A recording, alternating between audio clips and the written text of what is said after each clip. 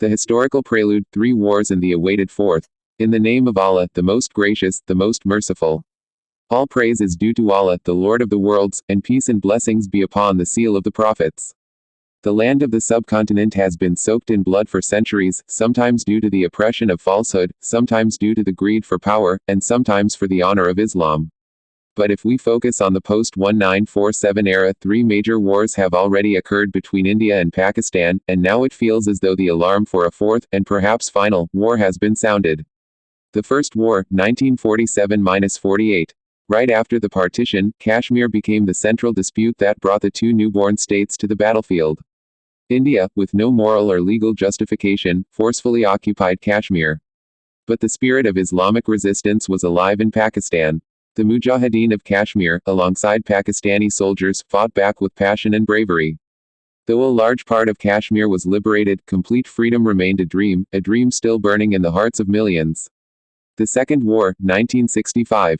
This was the time when Pakistan's youth carried fiery blood in their veins. After the martyrdom of Liaquat Ali Khan, the nation was emotionally awakening. Once again, India showed aggression. But the Pakistani nation responded with unparalleled unity. The streets of Lahore saw civilians laying their bodies before Indian tanks. This was not just a war of armies, it was a war of honor for the entire Ummah. And Allah was with the believers. The Third War, 1971. This war was the bitter fruit of internal weaknesses and external conspiracies. While India played its treacherous role, we cannot ignore the disunity and betrayal within. The separation of East Pakistan still brings tears to the eyes of true patriots. But in this defeat, there was a divine lesson, that unless we unite under the banner of Allah's Deen, no worldly alliance will save us. And now, the echoes of the Fourth War. Today, history is standing once again at a familiar crossroad. The arrogance of India's current rulers, who neither gave peace to the Kashmiris nor justice to their own Muslim citizens, is pushing the region towards war once again. But this time, the story is different. This time, it is not just the Pakistan army or the Kashmiri Mujahideen who will fight. This time, the fire has lit within the hearts of the entire Muslim Ummah. This is not merely a war over borders or land, this is the unfolding of the long-awaited Ghazwa-e-Hind. The signs are unfolding one by one. The thunder of oppression in India is echoing in every heart that believes in La ilaha illallah. The enemy thinks Pakistan is alone, but the enemy forgets that when one believer raises the flag of jihad, it is as if millions rise behind him with the dua and strength of faith. And this time, the Muslims within India are no longer silent. They are awakening. They are oppressed but not broken. They are ready, not just for protest but for a spiritual uprising. History is not just repeating itself. This time, it may be concluding. The current scenario, India's arrogance, Pakistan's patience, and the social media storm. We are living in an era where wars are not just fought with guns and tanks, they begin with information, disinformation, propaganda, and psychological warfare. The battlefield of today starts with hashtags, viral videos, news manipulations, and digital movements. India's arrogance and pride. The current leadership of India, particularly under its fascist government, reflects a mindset that believes only in power, suppression, and domination.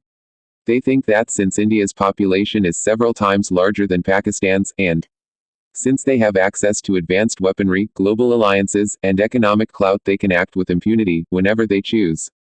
But this is the same arrogance that drowned Pharaoh. This is the same pride that caused Nimrod to challenge the Lord of the worlds. And today, it is this very pride that is dragging India closer to a dangerous edge, perhaps the most dangerous in its history. Pakistan's patience and restraint. On the other side, Pakistan has consistently shown maturity, restraint, and responsibility. War has never been Pakistan's first choice. But when the honor of Islam is threatened, when the cries of Kashmiris echo from the mountains, when Masajid are destroyed and the sanctity of Muslim women violated, then silence is not an option. The people of Pakistan, its armed forces, and leadership have responded to Indian provocations multiple times, but with dignity, with the principles of Islam guiding their path. Pakistan does not fight out of hatred, it rises with purpose, when the dignity of the Ummah is on the line. Social media, a battlefield of deception or awakening. Today, war doesn't just erupt on borders, it erupts online. Twitter, Facebook, Instagram, and YouTube have become virtual trenches. From both sides, emotionally charged content is being posted. Fake news spreads like wildfire. Young minds are being agitated, provoked, and radicalized, often without realizing it. But in the midst of this digital storm, a pattern is emerging, people are waking up. Not just in Pakistan, but inside India too. Young Indian Muslims, long oppressed, are now beginning to think differently. Their faces no longer carry fear, but questions. Their eyes no longer hold tears, but fire. The reaction in Pakistan, two sides. Within Pakistan, the reactions to the possibility of war are divided. 1. The humorous crowd, making memes, satire, and turning it into digital entertainment. 2. The thoughtful and concerned, taking the situation seriously, praying, preparing, and seeking spiritual clarity. Both reactions are natural, one reflects exhaustion and the need to cope with anxiety, the other shows emotional maturity and depth. But one thing is certain, when the time comes, this nation knows how to stand together. The silence of the Muslim world, or divine strategy. Many ask, why are countries like Iran, Turkey, Saudi Arabia, or even China silent? But remember, when the Battle of Badr was fought, the Muslims were few. When the trench was dug around Medina, the odds were overwhelming. This is the way of Allah, He allows the enemy to appear mighty and confident, only to crush their pride when the time is right. So do not mistake silence for weakness. This may very well be the silence before the divine storm. The global landscape, Israel, Iran, Turkey, and the emerging alliances. If we view this potential conflict merely as India versus Pakistan, we are looking at the world through a very narrow lens. The reality is far deeper. This is not just a war between two nations, but a spiritual, geopolitical, and ideological battle that is destined to involve many powerful players, whether they choose it or not. Israel, India's strongest ally.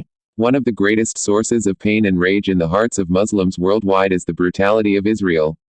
The bloodshed in Palestine, the desecration of Masjid al-Aqsa, the killing of children and women, these are not hidden crimes. And when Muslims see India standing shoulder to shoulder with Israel, importing its weapons, sharing intelligence, conducting joint military drills, they realize that India is not just an enemy of Pakistan, it is an enemy of Islam. But look at the divine plan. Israel itself is entangled in multiple crises. Pressure from Ansarullah Houthis in Yemen. Constant threats from Hezbollah on the northern borders. Iran's growing resistance and bold retaliations. The unrelenting resistance of Gaza. And internal unrest and division. In such a scenario, India expecting help from Israel is like seeking shelter in a burning house. Iran, a new strategy emerging.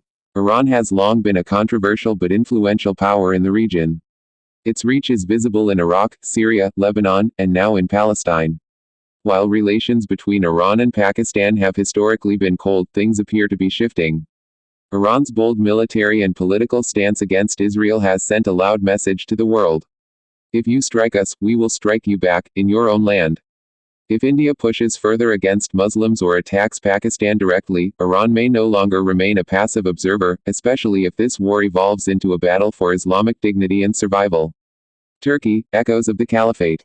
Turkey is a country whose history is deeply intertwined with the legacy of the Ottoman Caliphate. Under the leadership of Recep Tayyip Erdogan, Turkey has time and again voiced support for the Muslim Ummah. Its increasing involvement in Syria, Libya, and Palestine shows a pattern. If the conflict takes a religious turn, which it clearly is, Turkey's involvement won't just be possible, it will be inevitable. China, the silent but strategic player. China may not be vocal, but its stakes in the region are high. With massive investments in Pakistan through CPEC, control over parts of Gwadar, and its rivalry with India, China cannot afford to let a fully aggressive India disrupt its regional ambitions. While China may not take up arms directly, its influence behind the scenes, through diplomacy, economic pressure, and intelligence, will be felt. A new alliance in the making. So the real question is, are we witnessing the birth of a new Islamic alliance? If Pakistan is attacked, if the Indian aggression becomes not just political, but religious, if Muslim communities worldwide rise with passion and unity, then history tells us, greater than when tyranny crosses its limit, divine mercy descends. This may be the beginning of an alliance that is not limited to Islamic states alone, but extends to every oppressed Muslim heart, from Kashmir to Gaza, from Delhi to Damascus. And it will carry one message. Rise, the time has come.